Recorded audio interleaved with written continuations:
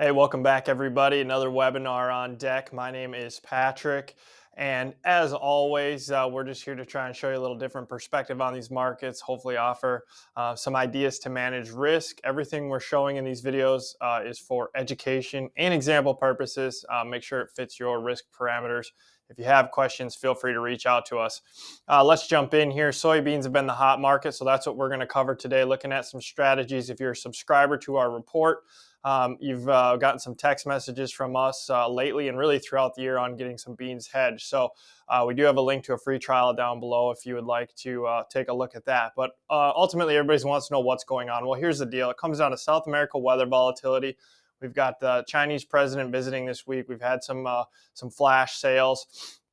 And as we've said all along, it's really no secret the U.S. ending stocks are teetering between not enough and just enough. And what do we mean by that? Well, if we have, some major South America weather issues, it could be argued that the global stocks are a little tight, in here. Otherwise, if South America has a good growing season, we're really not that tight. So it's there's going to be volatility.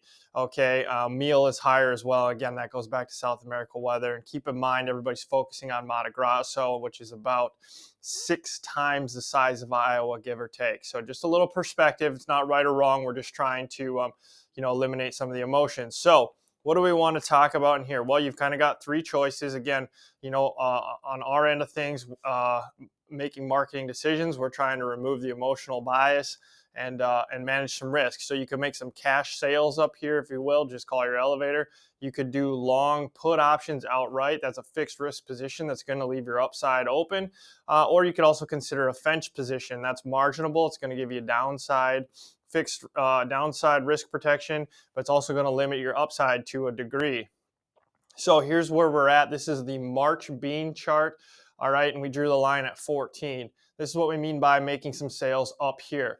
This March contract has not spent a lot of time above 14. I believe the highs are around 14.35. So when you look at the totality of this chart in here right now, this is what we mean by making some sales. Risk to reward in a lot of instances favors more of a down move from this point rather than an up move. But again, we don't know for sure. So that's why we have to make some decisions in here on managing this risk.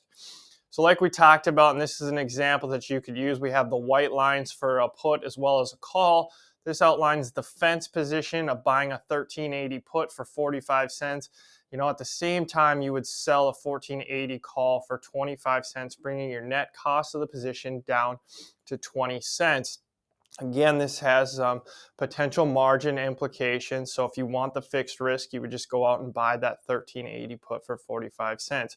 But again, as you can see, you have upside potential. But what we also want to point out is that just in buying that put, okay, and if this thing goes, let's just say this put ends up in the money, where this 13 40-ish floor comes into place, you're well above the top half to top third, of the range here for March futures. And that's really what we're striving for. Keep in mind, this is the data we have in front of us right now. 6 runs from now, the right side of the chart will all be filled in and we can hindsight this thing and say, hey, we should have done something different. But right now, this is the information that we have to deal with in order to make a decision.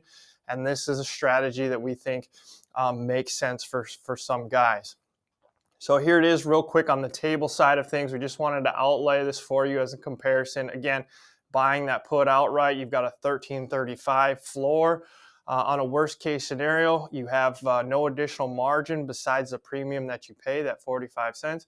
And your upside is unlimited, less the 45 cents that you spent on this option side of things.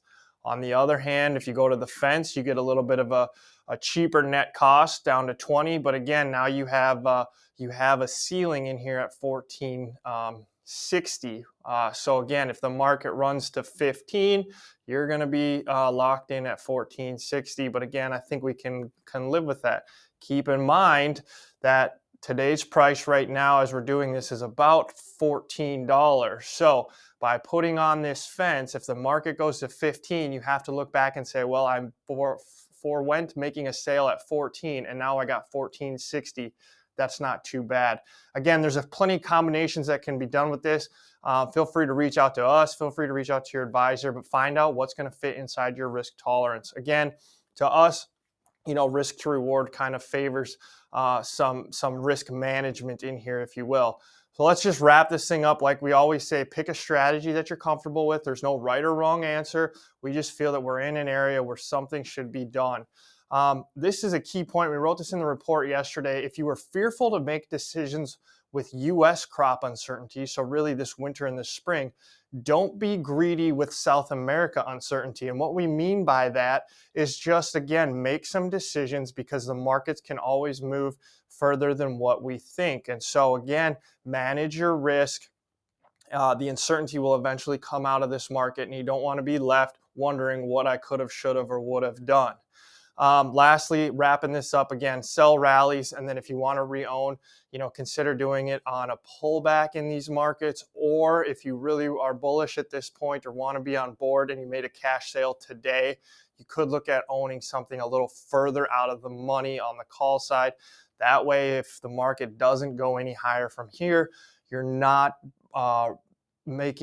taking a decent sale and making it poor by buying a very expensive call as the market has ran up. So again, if you guys got questions, feel free to reach out to us, leave us a comment below. We appreciate you tuning in. Hit the like button, hit the subscribe button, and we'll talk to you guys again here later on this week or next.